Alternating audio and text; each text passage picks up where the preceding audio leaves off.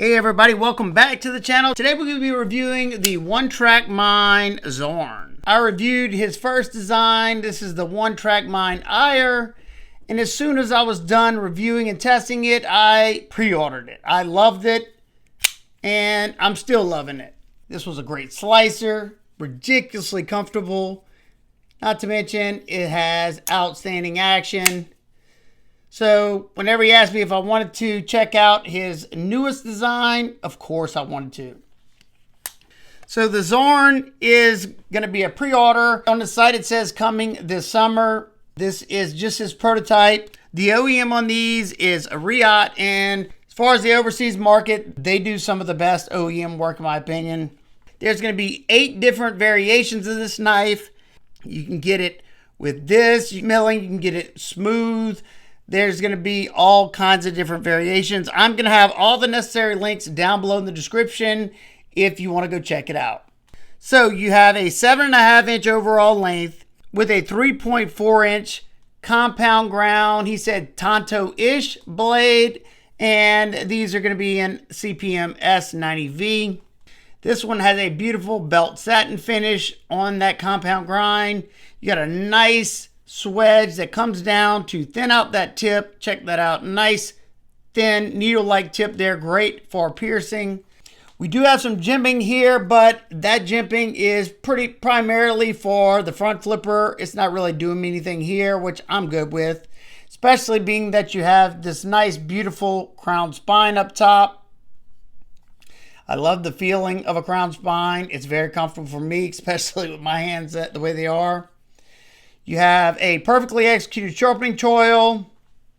From where that stop pin, you're going to be able to sharpen it to right there. So almost the life of this knife before you're going to have to think about opening that up any. Your blade stock thickness on this one's 0.12 inches. And the hollow ground portion comes down nice and thin to around 16 thousandths behind the edge at the thinnest portion. And I was kind of shocked to see that you can feel this transition to the flat, but right here, it's still around 16,000. So there's not a huge difference between the two grinds. It's more like an aesthetic look. Now, by the tip maybe, but that does get thinned out by that swedge, so I don't know there. But like I said, you can feel that transition to where it's definitely thicker right here. This is going to be a great slicer.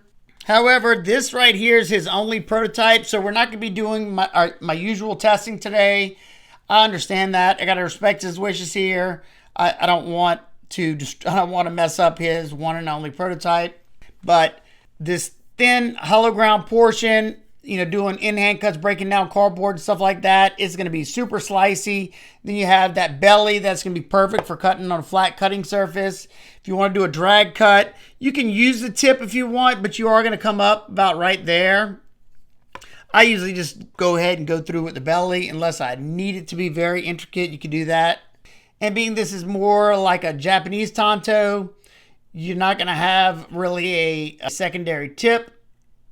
Secondary point, whatever you want to say there. Now let's close it up. Take a look at the deployment in action. So you have this front flipper and you have this blade hole.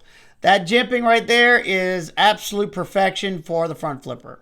And this is an inset liner lock, so the reach around I can do very easily. It's a nice snappy action, very smooth, riding on cage ceramic ball bearings, ceramic detent ball. If you like front flippers, this one works great. And that blade hole, I can thumb flick it. I don't have to worry about putting pressure on the lock bar. Reverse flick's great. If I wanted to grab that blade hole, I could, but not something I probably would do because there's not a whole lot to grab a hold to there. Enough to do it, but just doesn't feel that safe. Perfectly dialed detent for all the different deployments on this one. You have his designer's mark on the pivot there. I like that.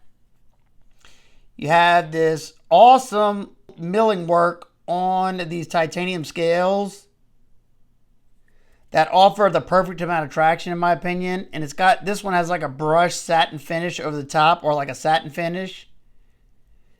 And it's also on the reverse side. That pocket clip is also contoured. You have a geared titanium backspacer that's pretty much flush with the scales. And it looks like we have a very slight contour on those scales. They did a great job of softening this edge on going all the way around, so you don't have any sharp areas anywhere that you don't want them to be. I love how clean these titanium liner locks look without having, a lock bar on the side. Nothing's getting broken up. Even if they put a relief in there, you won't see it. Pocket clip works good. And I don't know if you can see it in there or not, but he did leave, there you go. He left a flat spot underneath here, a nice size flat spot, so this doesn't destroy your pants prematurely. You have, looks like perfect centering. It's hard for me to tell. If it is off, I can't see it. You have Torx T8 construction throughout. Now these are tip up right hand carry only.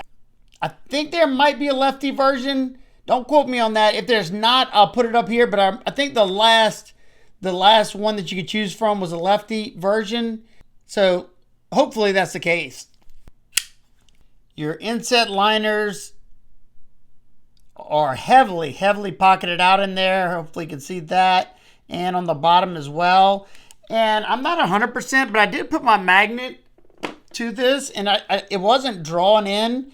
So I'm thinking the liners maybe tie. I'll have to ask him that. If I can find that out before, I'll put it up here. But I don't know, that would kind of explain, a lot of times when you have these titanium liner locks and it's steel, it adds a little bit extra weight because you have the full slabs of tie plus the liners. And this one I think's a good weight at 104.3 grams or 3.68 ounces. Your balance point is nice right there in that choil area. The lockup on this one, I'd say, is sitting around 40%. And the access to the lock bar is fantastic because I like how that looks super clean. I like the way they did this little tab like that, and they did the cutout.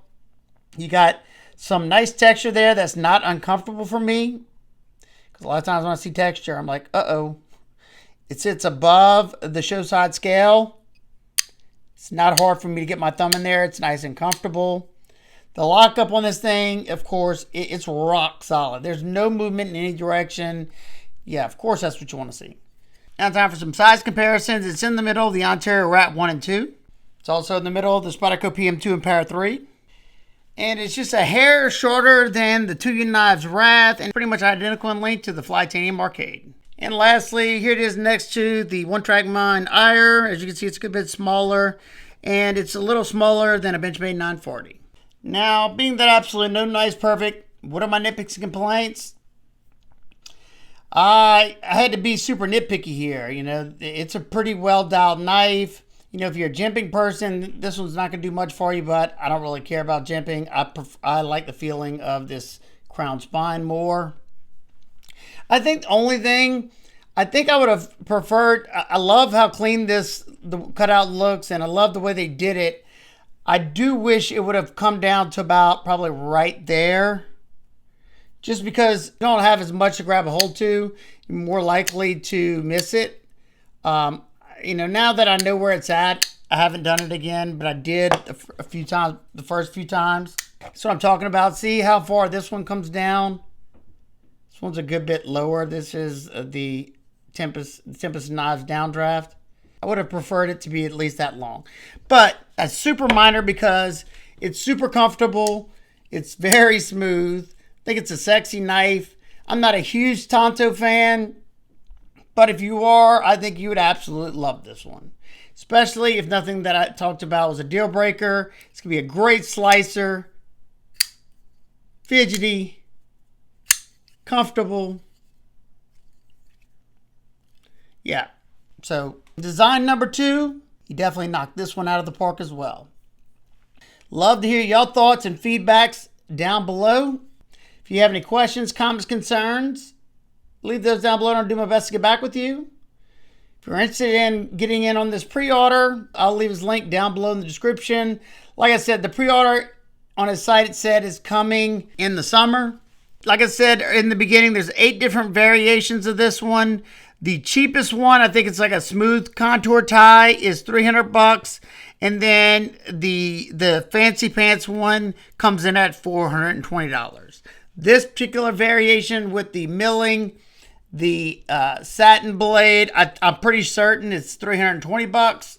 And being that he's a super new designer and he's paying for these by himself, I'm sure, I definitely don't think that's outrageous by any means, especially having Riot as the OEM.